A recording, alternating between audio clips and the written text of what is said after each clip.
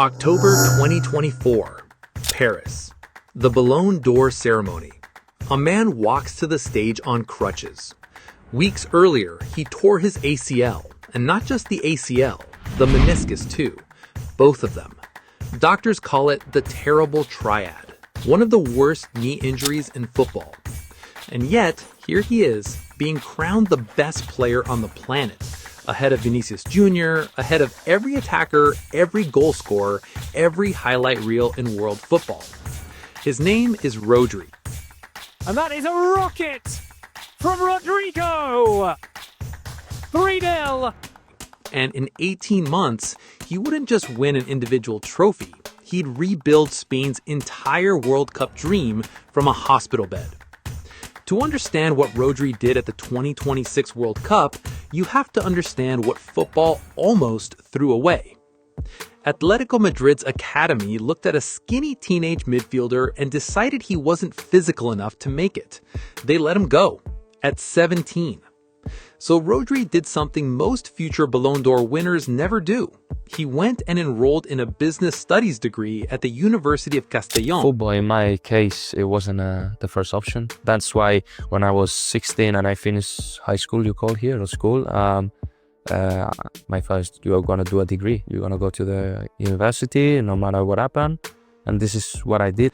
While grinding it out at Villarreal, a club nowhere near the glamour of Spain's giants. No fast track, no golden ticket. Just a kid who got told no and kept working anyway.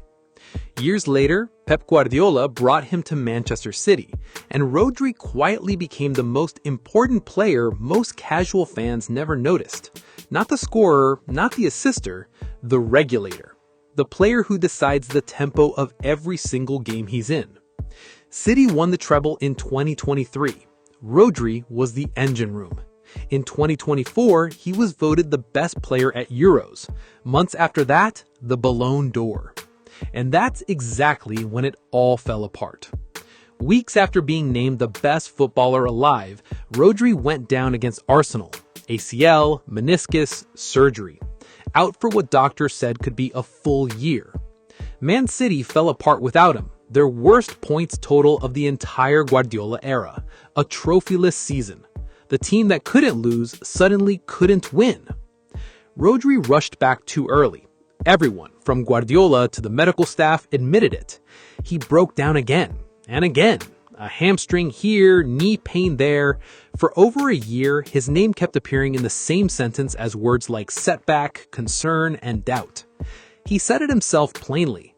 The injury is much more significant than the Ballon d'Or. I'm happy for the recognition, but it's of no use to me. I still want to be the same player. So when Spain named their 2026 World Cup squad, there was a real question nobody wanted to say out loud. Is Rodri still Rodri, or is he a great player's ghost wearing the captain's armband out of memory? Here's the part almost nobody talks about. While Rodri was out injured, a 26-year-old Arsenal signing named Martin Zubimendi stepped into his position for Spain, and Rodri, from the sidelines, didn't get territorial. He told Zubimendi directly, "It's your time. I'm leaving you the keys to the team." That's not something a threatened player says. That's a captain preparing his own succession, because at that moment, even Rodri wasn't sure he'd get his level back. Then the World Cup came, and Rodri didn't just get his level back, he became the single most important defensive player in the entire tournament. Look at the numbers. Spain didn't concede a single goal through their first 4 matches, tied with Mexico for the best defensive record in the competition. Against Portugal in the round of 16, Rodri took the most touches on the pitch, completed the most passes of anyone, won the ball back more than any other player, and walked away with man of the match. Against Belgium in the quarterfinal, he topped FIFA's own power rankings for defending, the single highest-rated defensive performer of the entire tournament, ahead of every center back, every fullback, every specialist defender left in the competition. In the round of 16 win over Portugal alone, Rodri completed 526 passes. No one else in the tournament came close. 4 Spain players sat inside the top 5 defensive performers of the World Cup. Rodri led all of them. This is the part that gets buried under the goals and the highlight reels. Spain's forwards get the ratings, the reels, the headlines. Lamine Yamal, Oyarzabal, Porro, they finish the moves.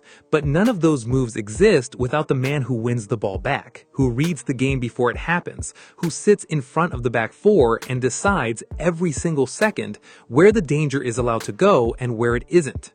Spain reached the World Cup final for the first time since 2010, the year they actually won it, and it happened built on the same identity. Control the ball, don't concede, strangle the game before it starts. That identity has one name behind it. Go back to that image, a man on crutches, being handed the biggest individual prize in football while everyone quietly wondered if he'd ever play again. That same man, over a year later, stood in Dallas as Spain's captain, having completed more passes than anyone else on the planet's biggest stage, leading the tournament's best defense, having personally told his own replacement to take his job, and then taking it back anyway, the hard way, through a knee that didn't want to cooperate and a body that made him earn every single minute.